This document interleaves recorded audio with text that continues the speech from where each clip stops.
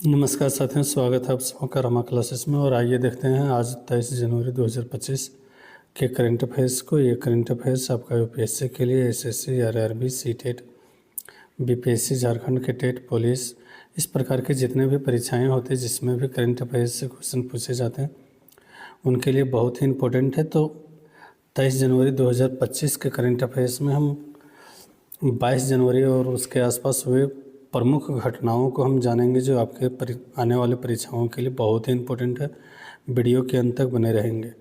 अब आइए यहाँ देखते हैं आज का पहला प्रश्न। लेकिन आज का पहला प्रश्न देखने से पहले अगर आप चैनल पर नए हैं तो चैनल को ज़रूर सब्सक्राइब कर लें और इसे आप अपने दोस्तों के साथ भी शेयर करें ताकि इस प्रकार के प्रश्न आपको रोज़ मिलता रहे। अगर आप फेसबुक पेज पर हैं तो पेज को ज़रूर फॉलो करें। पहला प्रश्न में, हाल ही में कौन सा देश ब्रिक्स समूह का 9वां साझेदार देश बन गया? तो ब्रिक्स समूह का 9वां साझेदार देश कौन बन गया है? तो सही आंसर है नाइजीरिया।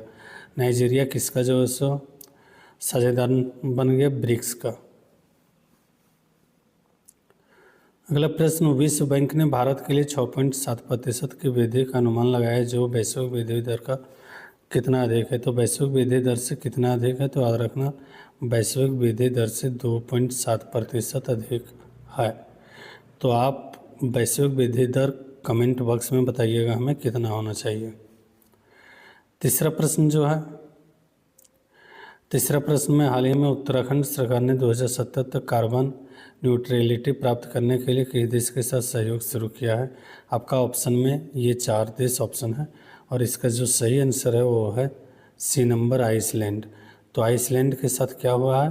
उत्तराखंड सरकार ने 2070 तक कार्बन न्यूट्रलिटी प्राप्त करने के लिए किस देश के साथ सहयोग शुरू किया है? तो आइसलैंड के साथ सहयोग शुरू किया है। हाल ही में किस राज्य ने 5वीं बार विजय हजारे ट्रॉफी जीता है? तो विजय हजारे ट्रॉफी क्रिकेट में से होता है, तो इसको किस राज्य ने जीता है? याद रखना सी नंबर, कर्नाटक ने। किसने जीता है? कर्नाटक ने। अगला प्रश्न, वर्तमान में भारत वैश्विक स्तर पर सबसे बड़ा कॉफी उत्पादक देश बन गया है। पहला, दूसरा, तीसरा, चौथा ऑप्शन में है। तो ऑप्शन में यहाँ हम अगर देखेंगे तो सी नंबर है सही, 7वां स्थान है कॉफ़ी के उत्पादन के मामले में। अगला प्रश्न, हाल ही में किसके द्वारा कुशल व्यावसायिक दस्तावेज प्रबंधन के लिए एंटिटी लॉकर लॉन्च किया गया? तो एंटिटी लॉकर किनके द्वारा शुरू किया गया है?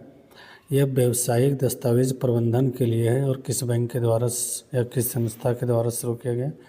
तो याद रखेंगे केंद्र सरकार के द्वारा ये शुरू किया गया। किसके द्वारा? केंद्र सरकार के द्वारा।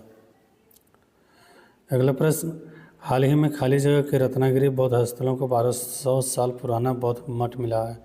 तो कहाँ पर रत्नागिरी बौद्ध स्थल में 1200 साल पुराना मिला है? कौन से राज्य में? तो ध्यान रखेंगे ये जो है सो उड़ीसा राज्य में है। कहाँ पर? उड़ीसा में, जहाँ पर 1200 साल पुराना बौद्ध मठ मिला है।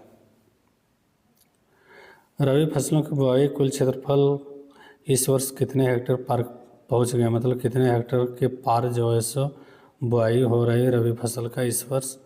तो याद रखना है 640 लाख हेक्टेयर को पार कर गया रबी फसल की बुआई में। अगला प्रश्न, खनन मंत्रालय किस राज्य सरकार के सहयोग से तीसरे राष्ट्रीय सम्मेलन की मेज़बानी कर रहा है?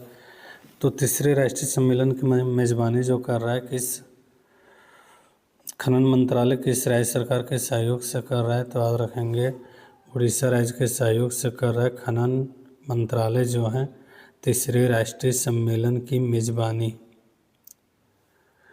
किस तारीख को 3 पूर्वोत्तर राज्य मणिपुर, मेघालय और त्रिपुरा का स्थापना दिवस मनाया जाता है? तो मणिपुर, मेघालय और त्रिपुरा का स्थापना दिवस, इन तीनों का जो स्थापना दिवस है 21 जनवरी। कब है?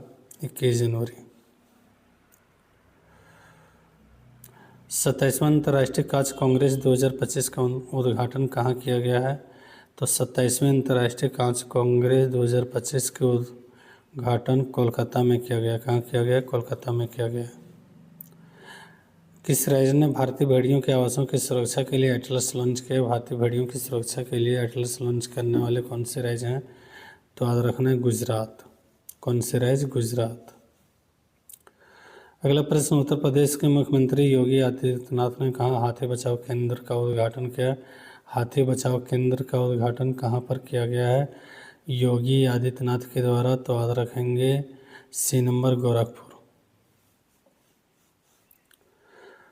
हाल ही में HSBC इंडिया को कितने शहरों में नई बैंक शाखाएं खोलने की RBI से मंजूरी मिली है?